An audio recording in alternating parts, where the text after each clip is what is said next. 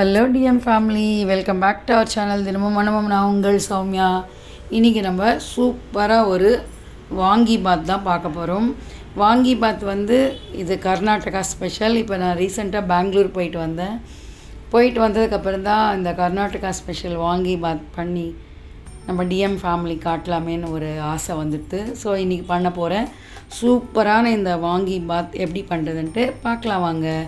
அதுக்கு முதல்ல நான் குக்கரில் ஒரு 2 டேபிள் ஸ்பூன் அளவுக்கு எண்ணெயை விட்டுட்டு அதில் கொஞ்சம் கடுகு, கடலைப்பருப்பு, உளுத்தம்பருப்பு சேர்த்துட்டு இது நல்லா வறுபட்ட உடனே இதில் ஒரு கொத்து கருவேப்பிலை, ஒரு 2 பிரியாணி இலை சேர்த்துட்டு நம்ம இதெல்லாம் நல்லா வதக்கிக்கலாம்.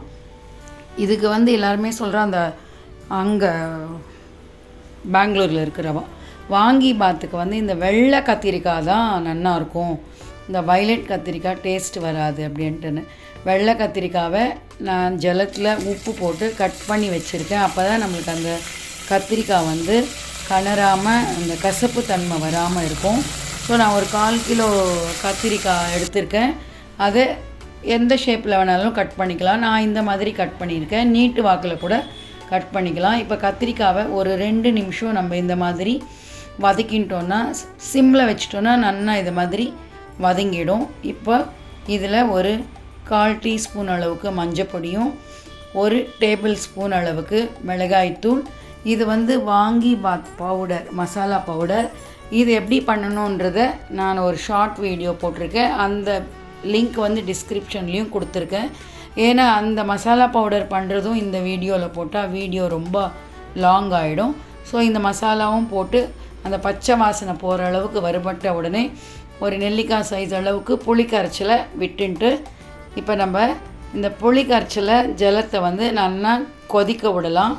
கொதிக்கிறதுக்கு முன்னாலே இதில் ஒரு டேபிள் ஸ்பூன் அளவுக்கு வெல்லம் துருவி போட்டுக்கலாம். ஸோ இந்த வெல்லம், புளிப்பு இதெல்லாம் சேர்ந்து நல்லா இந்த கத்திரிக்காய்க்கு நல்லா பிடிச்சிட்டோன்னா நம்மளுக்கு சாப்பிடும்போது ரொம்ப டேஸ்ட்டாக இருக்கும். ஸோ இந்த புளி பச்சை வாசனை போனதுக்கப்புறம் நான் 1 டம்ளர் அரிசிக்கு 1 டம்ளர் ஜலம் விட்டு ஊற வச்சு எடுத்துட்டுருக்கேன். ஆனால் 1 டம்ளருக்கு நம்மளுக்கு 2 டம்ளர் ஜலம் வேணும். நான் இந்த அரிசியில் 1 டம்ளரும் இப்போ தனியாக 1 டம்ளர் ஜலமும் சேர்க்குறேன்.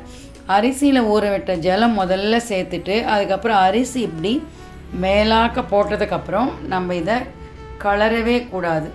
இதை மிச்சத்தையும் இப்படி போட்டுட்டு தேவையான அளவுக்கு இதில் உப்பு போட்டுட்டு நம்ம குக்கர் மூடிடணும். குக்கர் மூடிட்டு எப்போ நம்ம விசில் போடணுன்னா இந்த மாதிரி ஸ்டீம் வரும்போது தான் விசில் போடணும். குக்கருக்கு எத்தனை விசில் வரணுமோ அதை பார்த்துட்டு விசில் விட்டுட்டு நம்ம ஆஃப் பண்ணிவிட்டு ஸ்டீம் இறங்கின உடனே குக்கர் திறந்து பார்த்தோன்னா நம்மளுக்கு சூப்பராக மணக்க ஒரு கர்நாடகா ஸ்பெஷல் வாங்கி பாத் ரெடி ஆகிடும். இப்படி பார்த்தேன்னா எடுக்கும் போதே அப்படி கமன்னு வாசனையாக இருக்கும். ஏன்னா அந்த பவுடரில் நம்ம அவ்வளோ இன்க்ரீடியன்ஸ் சேர்த்துருக்கோம். நான் எதுக்கு கொஞ்சம் மிளகாத்தூள் போட்டுட்டேன்னா அந்த பவுடரில் இருக்கிற காரம் எங்கள் டேஸ்ட்டுக்கு பத்தாதுன்றதுனால, உங்களுக்கு அந்த மிளகா காரமே போகிறேன்னா கட்டை மிளகாய் பொடி நீங்கள் பண்ணும்போது போடவே வேண்டாம். இதுக்கு ஒரு அப்பளமோ, வத்தல், வடம் எது தொட்டுன்னு சாப்பிட்டாலும் நம்மளுக்கு சூப்பராக இருக்கும். என்ன ஃப்ரெண்ட்ஸ், நீங்களும் வாங்கி பாத் பண்ணிவிட்டு உங்களுக்கு பிடிச்சிருக்கா இல்லையான்றதை கண்டிப்பாக என்னோட ஷேர் பண்ணிக்கோங்க. அடுத்த ஒரு விறுவிறுப்பான வீடியோவில் உங்களை மீட் பண்ணுற வரைக்கும் உங்கள் சௌமியா. டாடா, பாய். தேங்க்யூ ஃபார் வாட்சிங்.